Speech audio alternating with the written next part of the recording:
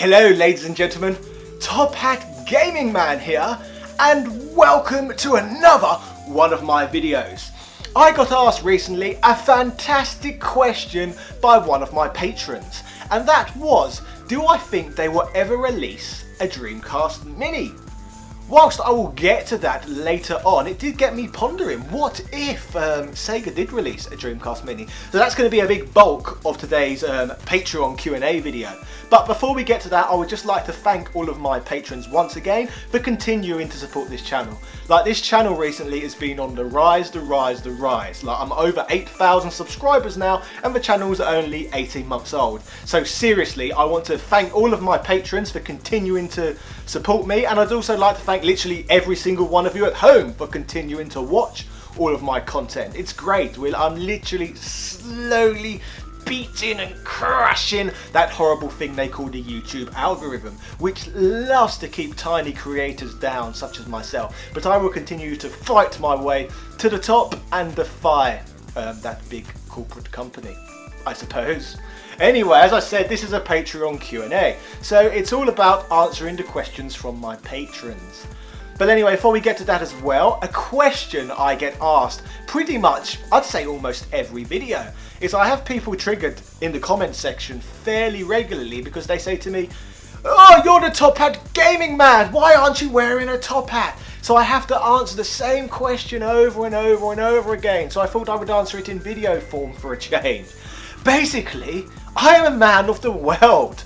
I am not confined to one little country like most of you, so I have to dress appropriately for where I am in the world. Like, I've spent a great majority of my time this year in Greece, Australia, Thailand and Cambodia. Like, do you really think top hats are easy to get hold of in those countries? Bloody no, of course they're not, so I have to dress for the occasion. It's obviously too hot in those regions to be wearing top hats anyway, so of course no one's going to bloody be stocking them, are they? So I can't buy a top hat for the show if no one's bloody selling the top hats. And even if I could, I wouldn't wear it anyway because I get sunstroke or something like that, or bloody overheat, which, no, I'm not going through that. So I'm going to dress appropriately for the occasion, yes. That's indeed what I'm going to do. So yes, with regards to that and hat wear, I have bought a brand new hat in the last couple of days, and I'm no longer going to be wearing my trilby, because that's another question I get too much and it gets pretty annoying. Well, it's not a question, I get insulted over this hat all the time for some reason. It's just a bloody hat. Like, there's a lot of reasons to get annoyed with me, but over my bloody hat? Come on, there's much better ways to bully me than over a hat. Like your stupid comments like, "You bloody fedora wearing hipster," and stuff like that. Now, look, are you that thick? It's clearly a trilby. Like, if you're gonna insult me, at least insult me in an educated manner. Like, know your bloody hats, ladies and gentlemen. This is clearly a trilby. So anyway, because that everyone doesn't like the trilby and everyone loves the top hat, I've got this new hat to be somewhat in between. So I'm dressed fairly smart today because I want everybody on YouTube to start taking me a lot more seriously. This is going to be a major channel, you see, so everything needs to be top notch and everybody needs to take me seriously 24/7. Anyway, let me quickly grab my notes for this Patreon Q&A. 1 second, where do I put them? Ah yes, here. Here they are. Anyway, let's see, what have I got here? Where shall I start? Oh, I've dropped some of my notes. Oh well, it doesn't matter. Well, no, not notes, it's just pieces of paper, so yes. First question from Ian A. Chapman. What are your thoughts on indie games, and have you played any on the Switch? Well, what do I think of indie games? I think they're made independently from major companies. Yes, that's what I say an indie game is. But yes, in terms of indie games I like, to be honest, I haven't delved that deep into them yet. I pretty much like all the stereotypical ones, what everyone likes, like Cave Story 3D, Undertale, what else do I like? So it's even hard for me to think of them. I love World of Goo as well, Bit Trick Runner. But yes, speaking of have I played any on the Switch, I have indeed downloaded World of Goo. I used to have it on my Wii, and that was World of Goo seemed to be one of the few games available on the Switch at launch.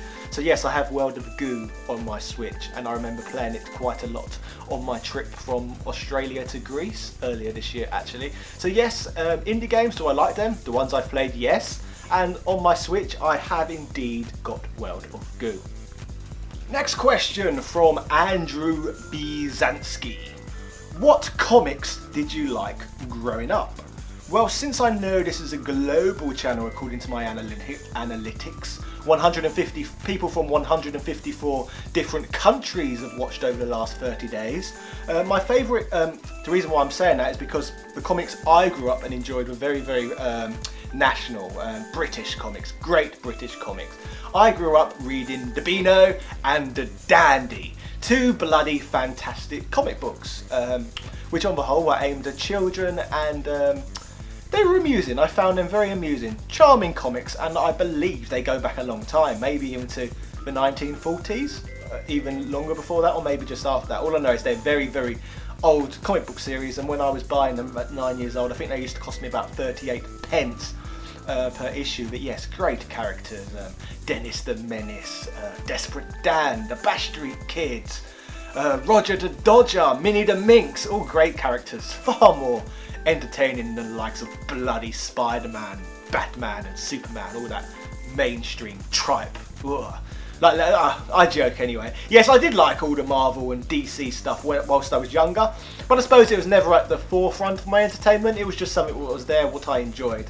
But later on in history, those franchises I find rather annoying because Hollywood seem to want to ram them down my throat, so I can't look left or right about seeing Spider-Man or Batman these days. So yes, I do find them a bit triggering today, but in the 90s they were fine.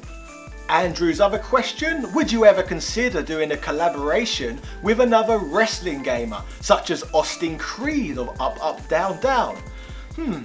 For those not in the know, I have worked for many years as an independent professional wrestler, and Austin Creed is in the WWE in the New Day. What's his bloody name? Xavier Woods, that's the one, yes. He has a gaming channel as well on YouTube called Up Up Down Down, and from what I believe he has over 1 million subscribers. For that reason I'd love to bloody work with him, but in the same vein I can't see there being much reason for someone with such a large channel like that to want to reach out and work with someone with only 8,000 subscribers. Like, there would be nothing in it for Austin, whilst obviously there'd be loads in it for me. I can't see why he would be interested in working with such a small timer at this stage.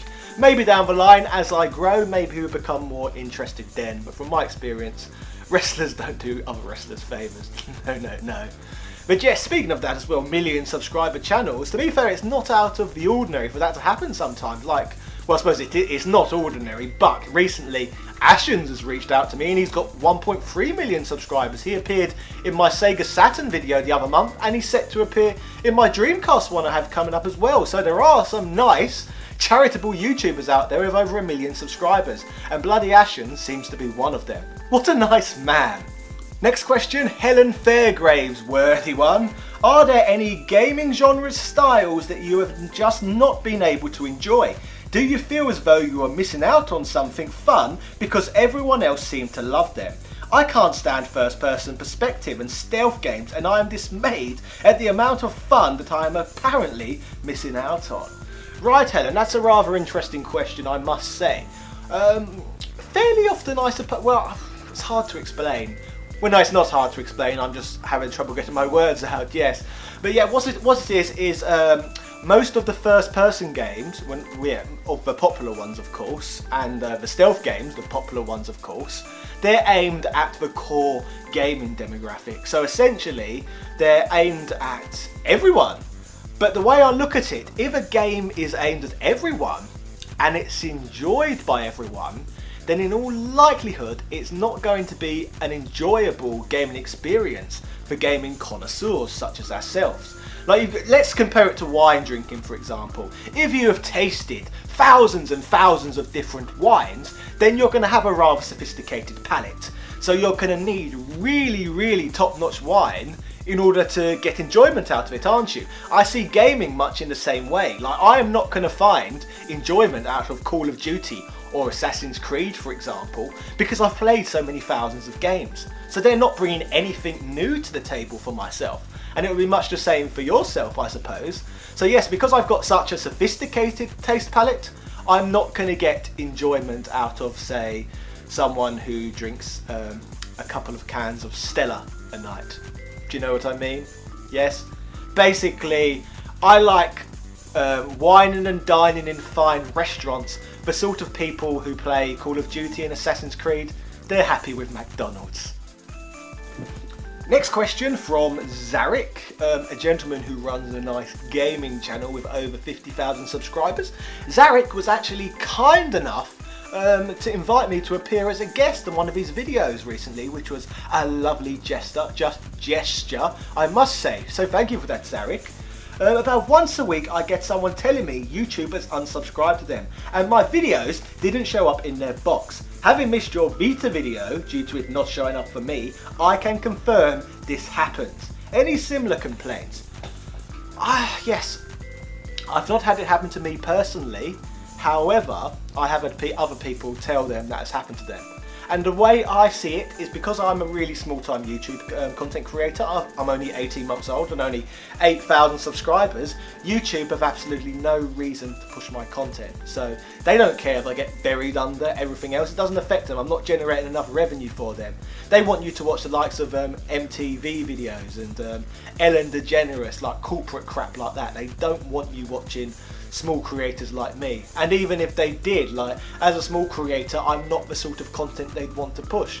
Like, if you go on their Twitter page, it's clearly obvious what sort of content they want. They just want you to watch like idiotic content of like dogs falling over and stuff like that, basically, like really lowbrow stuff. But this goes back to the question I answered from Helen earlier, I suppose. I'm not part of the core.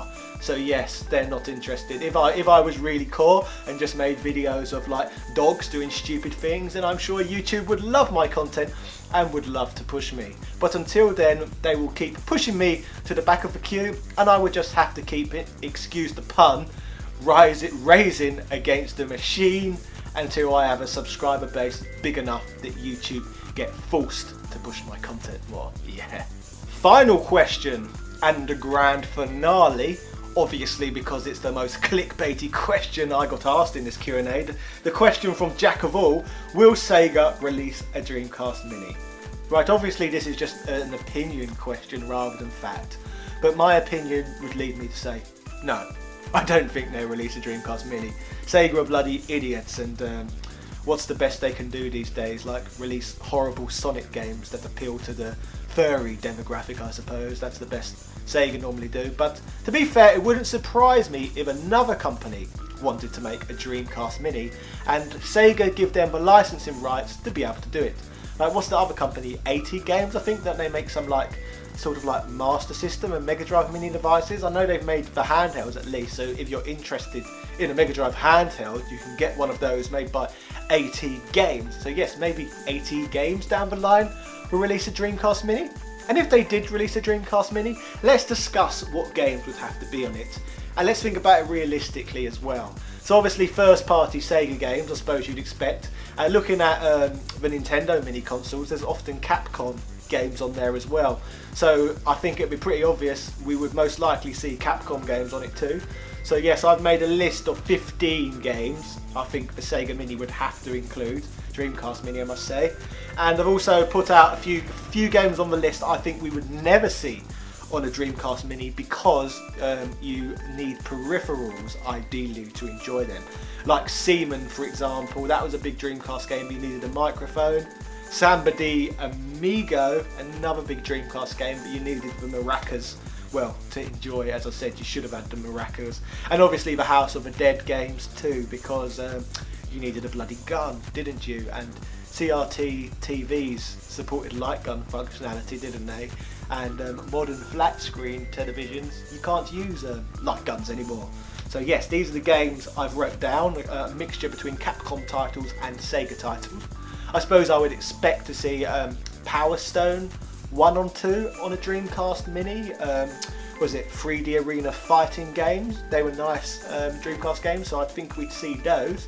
Obviously huge games, and this would push the bloody Dreamcast Mini hugely, especially at this time with Shenmue 3 coming up. Shenmue 1 and 2, obviously. And from what I hear as well, Shenmue 2, on the Dreamcast at least, didn't even see a release in North America. Like, how mad is that? That was literally my favourite Dreamcast game I had growing up in Europe. To say Shenmue 2 was my favourite Dreamcast game. So that baffles me that the Americans missed out on it until obviously the Xbox original version. So yes, Shenmue 1 and 2, Power Stone 1 and 2. Speaking of 1 and 2s, obviously the Crazy Taxi games as well. Two very enjoyable games, and two games you would associate instantly with the Dreamcast. Also, obviously, the Sonic Adventure games 1 and 2, because, you know, Sonic, got to go fast. Loads of people seem to absolutely love the Sonic franchise. It is, Sonic's the #1 mascot for Sega. Personally, I've always thought his games are a little bit overrated, but we won't get into that today because I know people don't always enjoy my opinions about which games are overrated. So yes, we won't discuss that today, but yes, I would expect the Sonic Adventure games to appear on a Dreamcast Mini if it existed. Massive JRPG, Skies of Arcadia. I think that would be a game we would have to see on the Mini. Like, it got re-released on the GameCube back in the day, but I don't think it's seen the light of day now in about 13 years, maybe, something like that. Great game, actually. Space Channel 5, that rhythm game with that woman with the pink hair from outer space. Can't remember her name off the top of my head, but again, that's one of the key Dreamcast franchises. Virtual Tennis 2, that was a fantastic tennis title. Like, that period was great for tennis games, actually, wasn't it? I was only talking about Mario Tennis for the Game Boy Color a few days ago and saying that was one of the best tennis games ever, and Virtual Tennis 2 came out at a similar time. That was great too. So yes, late 90s, fantastic for tennis. Choo Choo Rocket, that's a game everyone seemed to bloody have in their Dreamcast collections. If I remember, as soon as you went online with the Dreamcast, in my region anyway, it would come up with an advert or something, and then you'd fill in your details, and then Sega would send you Choo Choo Rocket for free. So yes, that's why I imagine everyone's bloody got it, because it was free. Puzzle game, yes. Jet Set Radio, that game where you play as a bloody hooligan vandal, going around spreading your horrible graffiti everywhere. That was a fun game, wasn't it? Yes, encouraging the youth of yesteryear to vandalise things. I suppose it's no worse than bloody GTA, which encourages youngsters to get prostitutes, do drugs and kill people. So anyway, I digress. And last on my list I've got some more Capcom games. Resident Evil Code Veronica, I'd expect to see that, being at the time, I think it was an exclusive Resident Evil game for the Dreamcast, but only at the time. It did get re-released on other platforms later. But yes, everyone seems to bloody love Resident Evil. Again, a franchise I do not care for, but I would expect to see it on a Dreamcast Mini. And finally, Marvel vs. Capcom 2. That was a bloody fighter everyone loved. And as well, I suppose you associate the Dreamcast with great arcade ports. So an arcade style fighter, that'd be perfect for a Dreamcast Mini. So yes, those are my answers to my Patreon questions. As usual, thank you for all of your support. You help my little channel grow all the time, and obviously together with all of your views, we are fighting back against that YouTube algorithm who just want you to watch MTV and Ellen DeGeneres, and obviously lowbrow childish stuff, I suppose, like PewDiePie, Markiplier and stuff like that. But who knows? Anyway, thank you ladies and gentlemen. Cheerio!